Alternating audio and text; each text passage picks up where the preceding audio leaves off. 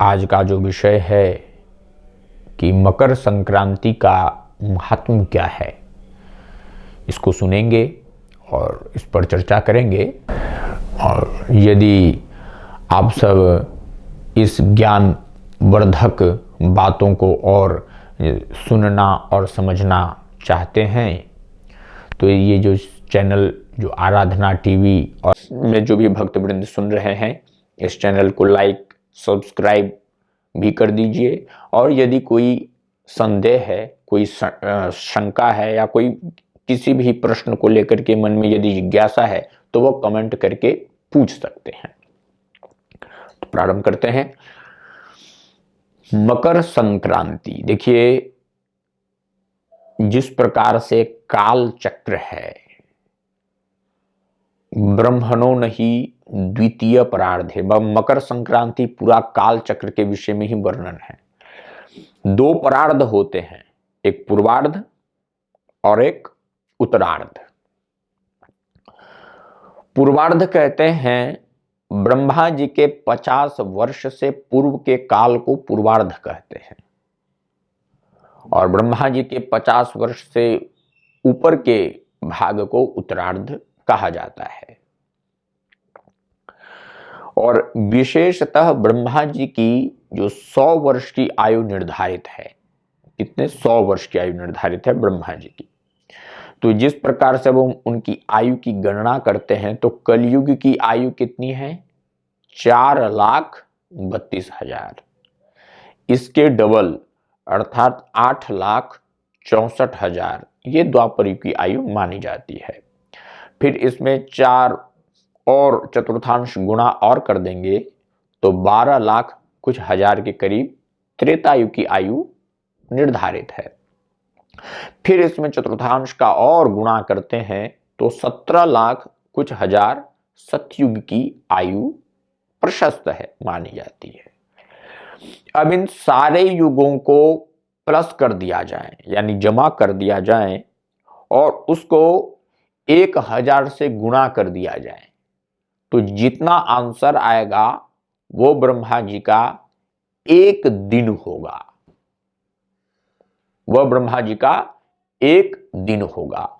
और ब्रह्मा जी के एक दिन को एक कल्प कहते हैं, और एक कल्प में 14 मनवंतर होते हैं, और इतनी ही बड़ी ब्रह्मा जी की रात्रि भी होती है।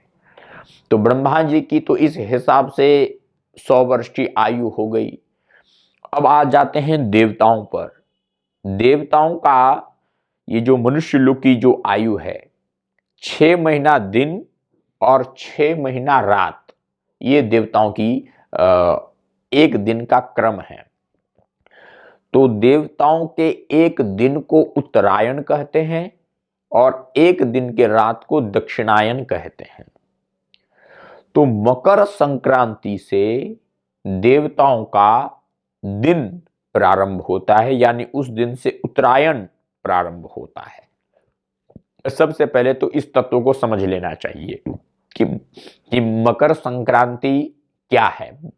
मकर संक्रांति क्या है, इसका उत्तर 2 प्रयोजनों पे दिया गया कि एक तो यह देवताओं का के दिन की शुरुआत है, और यदि देवताओं के दिन की यह शुरुआत है तो यह मकर संक्रांति पर्व कितना उपयुक्त होगा यह हम समझ सकते हैं कि स्वयं देवताओं के दिन की शुरुआत इस पर्व से होती है, मकर संक्रांति के पर्व से। इसलिए इस पर्व का विशेष प्रयोजन है, विशेष महत्व है। और 6 महीना दिन और 6 महीना रात, तो देवताओं के 6 महीने दिन को उत्तरायण कहते हैं और देवताओं के 6 महीने के रात को दक्षिणायन कहते हैं। तो अभी दक्षिणायन चल रहा है वर्तमान में, और आगामी कुछ समय बाद 14 जनवरी को देवताओं का दिन प्रारंभ हो जाएगा, जिसको उत्तरायण कहा जाएगा। ये गणना भी 2 प्रकार की होती है, एक सायन और एक निरयन। सायन पश्चिमी ज्योतिषों का मानना है कि उत्तरायण प्रारंभ हो चुका है, और निरयन कहते हैं अपने जो हिंदू सभ्यता, जितने भी हिंदू प्राचीन ऋषि महर्षि हुए हैं, वो निरयण गणना को मानते हैं। तो निरयण गणना अधिक प्रमाण युक्त है, अधिक स्पष्ट है।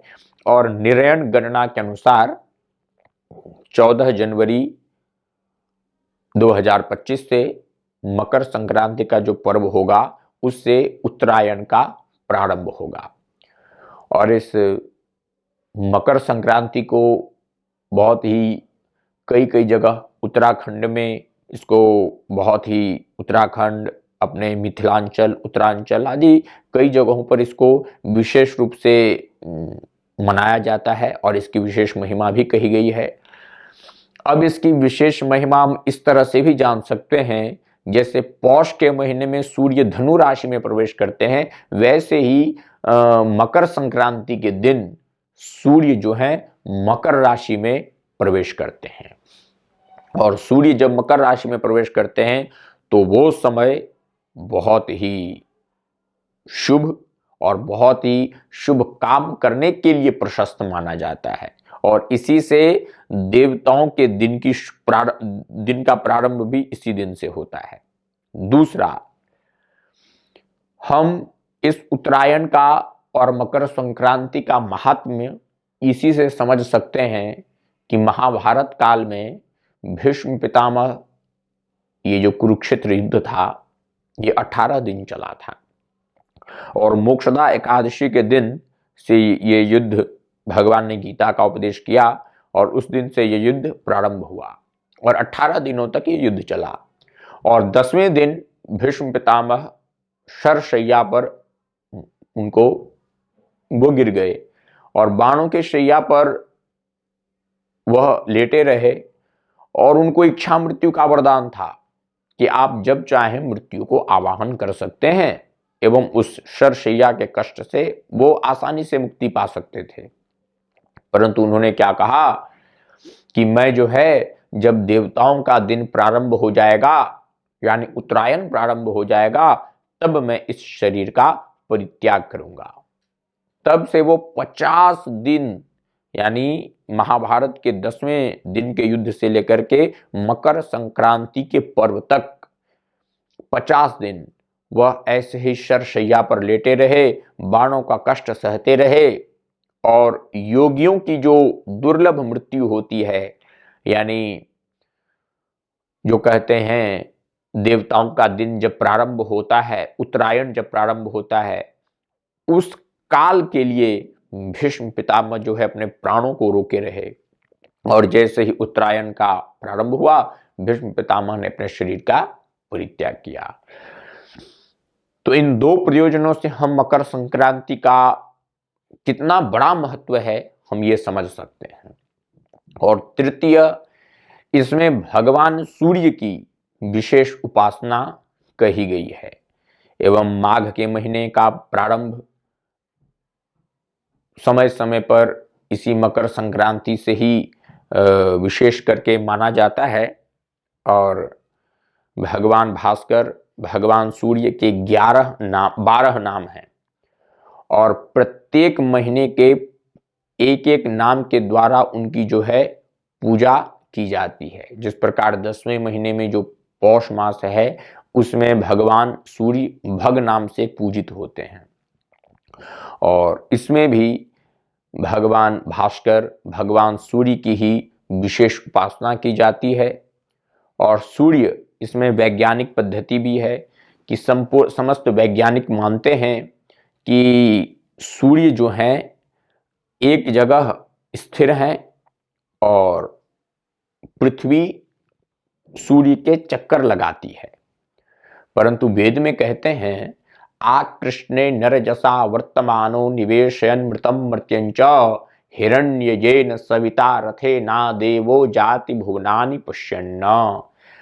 इसका अर्थ यह हुआ कि जो भगवान कृष्ण, भगवान श्री सूर्य का सारथी अरुण है और भगवान सूर्य अपने साथी अरुण के साथ सप्त घोड़ों से सुसज्जित रथ पर विद्यमान रहते हुए दृष्टि गोचर करते हैं और उनकी कृपा से समस्त जीवों को सुख का अनुभव होता है, ऐसे भगवान सूर्य हम पर कृपा करें।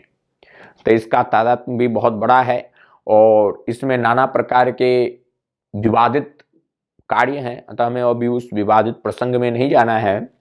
हमें इतना समझना है कि मकर संक्रांति के दिन विशेष पर्व का महात्म क्या है।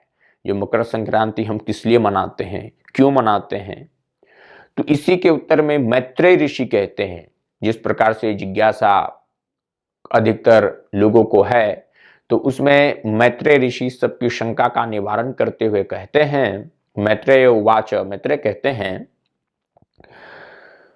कि माघ का जो महीना है वह मघा नक्षत्र से युक्त है और मघा नक्षत्र को शीतल युक्त नक्षत्र माना जाता है एवं इसी तरह से यहाँ पर शीत ऋतु भी पृथ्वी लोक पर अधिक उजागर रहती है। तो भगवान श्री सूर्य मघा यानी माघ के महीने में अपने ताप से तीनों लोकों को प्रसन्न युक्त करते हुए अत्यधिक शोभायमान होते हैं एवं इस दिन खिचड़ी बनाने का भी विशेष महत्व है। कई लोग यहाँ पर पतंग भी उड़ाते जो है देखे जा सकते हैं। खैर अब तो आधुनिक युग आ गया है तो इसका तो पता नहीं प्रचलन, परंतु यहाँ पर खिचड़ी का भी विशेष महात्म है। और इससे एक दिन पहले जो 13 जनवरी आता है उसमें जो पंजाबी लोग जो होते हैं वो एक पर्व मनाते हैं, लोहड़ी का पर्व मनाते हैं। तो वो उसी से इस दिन के बाद से उनकी जो किसान जो होते हैं मकर संक्रांति के बाद से ही उनकी फसल की कटाई भी उसी दिन से प्रारंभ होती है। इसलिए सब वर्ग के सबका अपना अपना लाभ देखते हुए इस मकर संक्रांति का लाभ लिया जाता है। दूसरा, इस दिन से सारे सकाम कर्म या निष्काम कर्म सब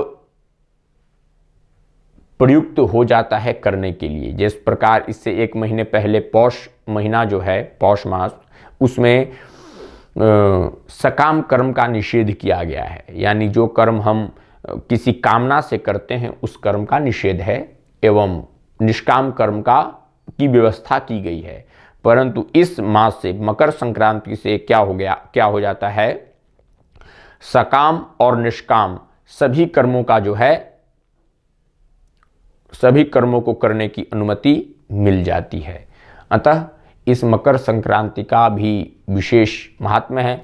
और ये जो देवताओं का दिन जिसको उत्तरायण के नाम से हम सभी जाने जाते हैं, तो देवताओं का दिन भी इसी पर्व से प्रारंभ होता है।